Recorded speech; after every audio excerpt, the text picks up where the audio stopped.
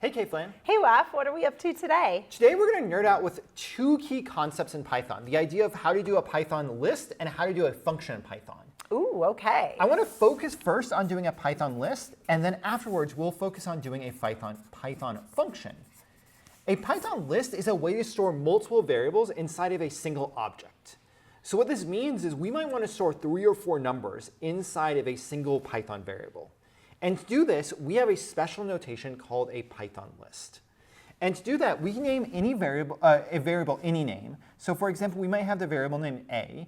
And to create a Python list, we're going to set it equal to a value. And the list's value is going to be always starting with a square bracket.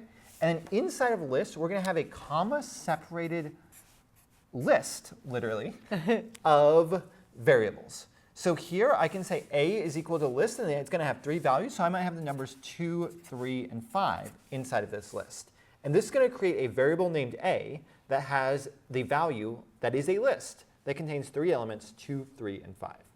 It is also common to create an empty list and add elements to that empty list. So would an empty list just be 2 square brackets? Exactly. So b is equal to an empty list where we have an open square brackets with nothing inside of it. So we'd say b is a list that contains 0 elements. Got it.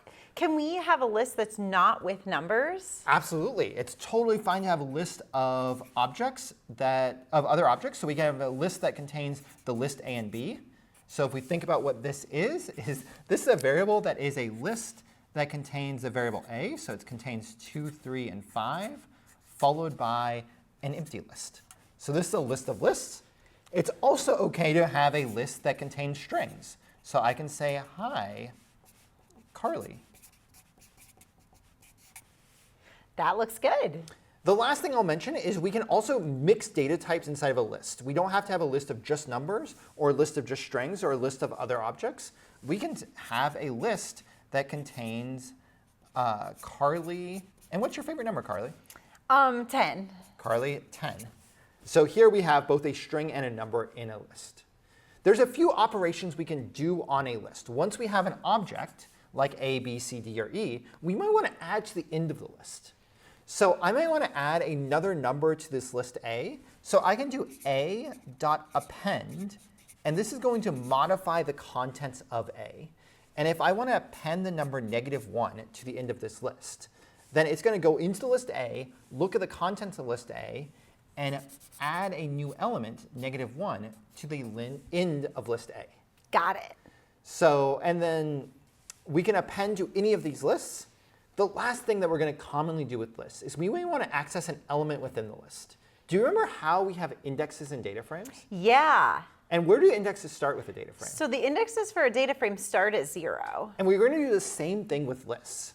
So each individual list, the first element of the list is going to be referred to as index 0. The next element is index 1, next element index 2, and so on. So if I want to refer to the first index of list D, I would do D square bracket of 1. And this is going to access the list D and look at element index 1. So looking at all these lists, what would I do, Carly? Ooh, yeah. So here's D, and here's index 0, here's index 1. So it would return Carly. Awesome. That is the string Carly. So I think the best way to start going through this is to look at some example code. And I've got some example code right here. So looking at this code, I'm going to have you be a computer. OK. And I don't know if you want to take some notes as a computer as I run through these. So I'm going to create 2 separate variables in one cell, which is totally OK to do. You can do multiple operations in a Python cell. Got it. And I have numbers is a new list that is an empty list. And I have primes, which is another variable that is also a new empty list. The next thing I'm going to do is I'm going to do numbers.append 3. So as a computer, and then I'm going to print out numbers, the entire list. As a computer, what would that do? Yeah, so the list of numbers was empty. We added 3 to it, so it should give me 3. Awesome. And it won't just give you this just 3, though. It will give you a list that contains one element of 3. Yes. So this 3 itself is actually what you would see if you just saw 3. That would be numbers at index 0. Because then that would just be the 3 itself, while numbers the entire list. Got it. And then I have primes.append 3. So that's going to look at the primes variable and actually append the number 3 into the primes list. Got it. So primes will now be the list that contains 3, and numbers.append 4. So numbers right now, what does it have in it? So right now numbers has 3. Just a single element. So numbers.append to 4. So that would look like this. So we would have 3 and 4 in my list. Amazing. This looks fantastic. And then to remind us, what is in the primes list right now? Ooh, yeah, so just the single element 3. Awesome. And now we can do primes.append to 5 and print out the primes list. Yeah, so now we have 3 and 5. So we've got 2 different variables that we're using at the same time, so we have to always make sure that we're keeping track that which is the numbers variable and which is the primes variable. Exactly. And now I'm going to append 3 different numbers to the numbers variable. So I have numbers.append 1, 2, and 100. Yeah, so we originally had, in where we are now, we have numbers being a list with 2 elements, and now we're going to add 3 elements to that list. So numbers already had 3 and 4. The first element we add is 1, then 2, then 100. So inside the computer, you are remembering 3, 4, 1, 2, 100. That looks good. So diving into the next page, we actually are going to introduce a third list into all of this. Okay. So now we have a third list called foods, and we're going to append carrot, 3, and apple to this list, and then print it out. That sounds good. So when we print out foods, we have carrot as the first element, and then 3, and then apple, and the 2 words are in quotes. The number 3 is not, so that looks good.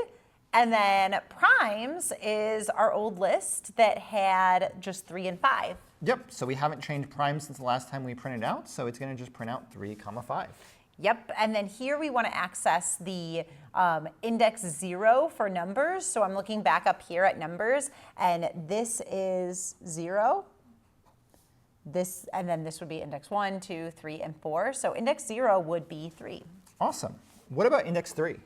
Ooh, index 3. So 4 is index 1, 1 is index 2, and it looks like 2 is index 3. So the value at index 3 is the number 2. And what about numbers at index 5? Ooh, so 100 is index 4. It looks like we currently don't have index 5. Yeah, so at this point in time, we're going to get something called a key error in Python, or sometimes called an index error. So whenever you see a key error or an index error, this is going to be an important thing to note in Python, because that's telling us as the programmer that that thing that we're trying to index into, or that key inside of a list or a dictionary or a data frame, doesn't currently exist. Ooh, okay, so there'll be an error because the 5th index doesn't actually exist in this list. Yep, so you're going to see as a data scientist this idea of a key error and index error quite a few times throughout the course, because it's going to be something that's commonly done if you have a typo, or you're accessing a column that doesn't exist in a data frame, or you're accessing an element past the end. This is probably the most common error that we're going to see in Python all course long. Got it. So what I can do to fix this error is I want to add to the list. So Karle, if I do numbers.append of 107. Ooh, yeah, so that means I'm going to take this list and I'm going to add the number 107, and that is now my 5th index. So now accessing the exact same thing, index 5 is now going to be 107. So the exact same line of code was an error up here, but after we appended to it, it's no longer an error. That looks good. So I think this is one of the hardest things about programming, is the fact the same line of code has an error one time when we run it, but when we modify a list, it's now not an error. And to go back, foods at 2. So now we're looking at the foods list. Ooh, yeah, so here's index 0, here's index 1, and here's index 2. It looks like it is the string apple. Awesome. So the string apple is the output. And finally, what is primes at 0? Ooh, yeah, so I'm looking, where's the last time we modified primes? It looks like here, so 0 and 1, so we get 3. 3. So this is just working through a few of the different operations we can have on a list, and really gives you examples of all the summaries we've done here. That looks good. The last thing I want to dive into as we finish up Module 1 is the use of functions in Python. So we've already done a lot of functions. In fact, we have a function right here. We have appended the list. We've modified the object A. So functions are a way that we can manipulate an object or any other type of data in Python and return a single value. So the basic functions I'm going to start with are actually not going to manipulate a value, but just change the functionality of the function based on the parameters we have. Every function is written with a very specific syntax. To write a function in Python, we're going to use the keyword def, then provide the function name, then provide a set of any options we want to have as function arguments or parameters. So we may have a function that says add 2, which will take in a value a, and will add to the value of a and return that result. Got it. So every single function will potentially take in a parameters and will do some operation and give you back a single value out. So if I want to add 2, I'm going to take in the value of a and add 2 to it and return that result. The big thing with functions is functions are always going to include a chunk of code that you're going to run every time the function is called. So by default, functions do nothing. You have to actually call the function. And the syntax to write the block of code is at the end of the function, you're going to always have a colon. And after the colon, you're always going to indent the next lines of code that you want to be as part of the function body. So when I do add 2, it's going to jump into this code. It's going to look what the first parameter I provide when I call the function is. Here the first parameter is -1. Here I'm adding 2. -1 would become a. I'd return -1 plus 2 if I was doing add 2 instead of append. That's amazing. So this is a function that you wrote, Wade. This is a function that already exists that somebody else wrote. Exactly. And we've already used a lot of other functions like df.sample, df.read_csv. That all it's doing is it's some code that someone else has written that we're jumping into and then running that code and returning a result. When we did read CSV, we returned an entire data frame. Yeah, that's amazing. So if we think about this add to function, what we can do is we can go ahead and do some sample data like add 2 of 100.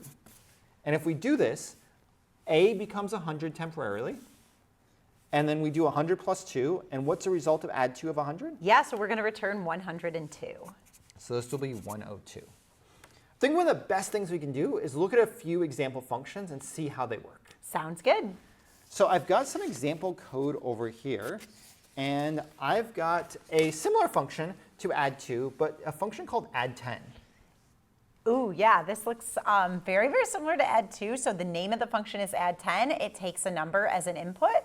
And then down here, we're saying, OK, what if we call add 10 and put 3? So it's going to return the number, which was 3 plus 10. So this will return 13. Returns 13. That looks great. And notice that here we have the number instead of a, and we can call the parameter whatever we want to call it. That's good to know. It doesn't as well. have to be a. It doesn't have to be number. We can refer to it as whatever makes the most sense to you. Got it.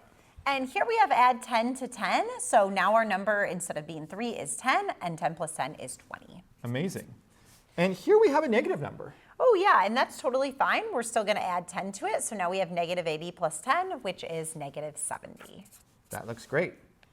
Here's a more complicated function. We have the party function that we want to party together. And it's got a little more complex mathematical operation. And notice that it has 2 lines of code. And that's OK because they're both indented. Whenever we call the function, we're going to run all of the indented code. Got it. So it's going to kind of do this behind the scene, but what it's going to return is actually the output of this line. Exactly. So this party function, I want to call this party function with 3. So what will this try and do, Carly?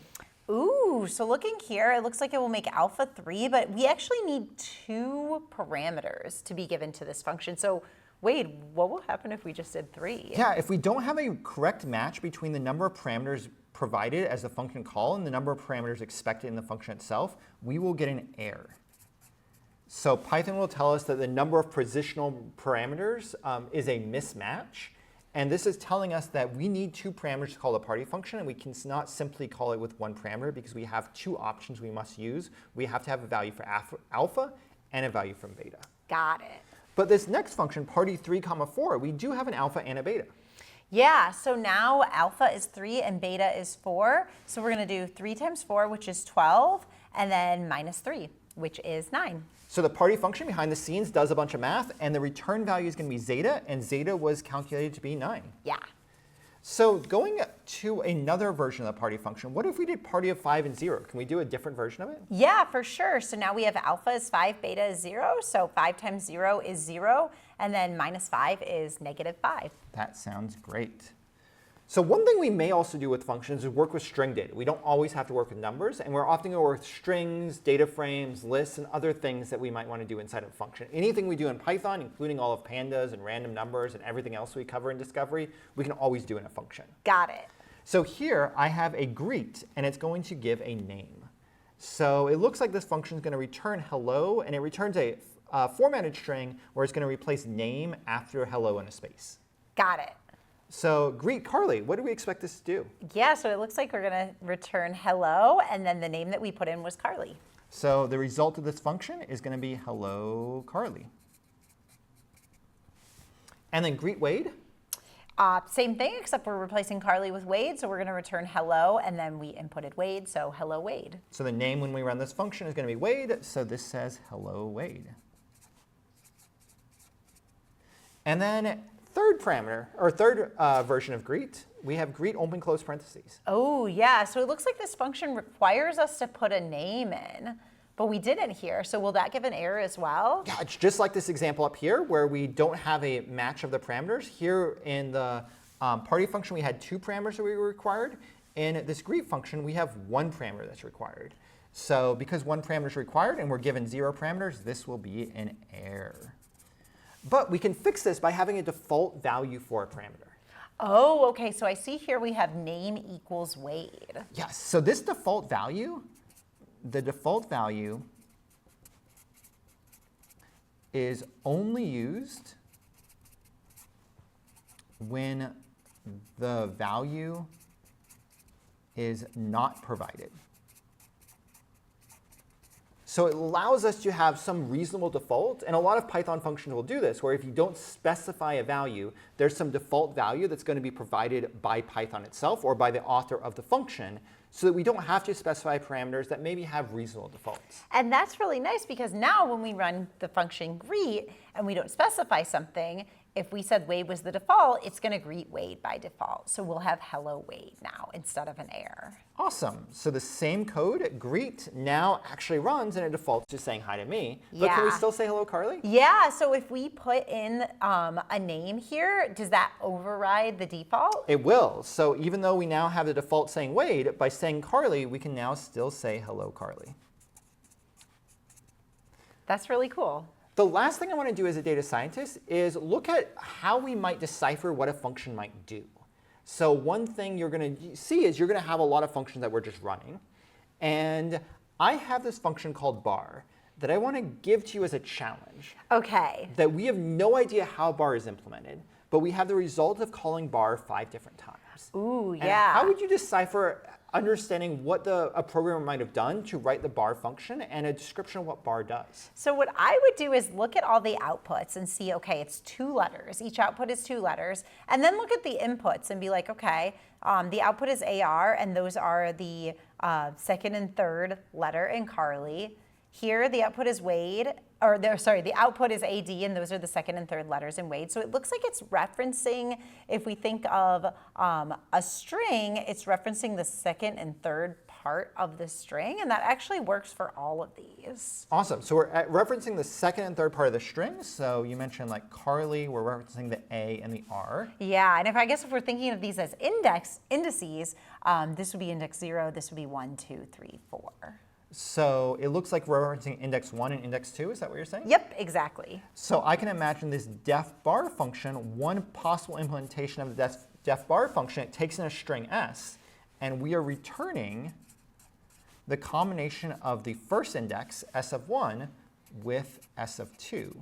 And it's taking index 1 and index 2, joining them together, and returning the result of those 2 strings. That looks like exactly what it's doing.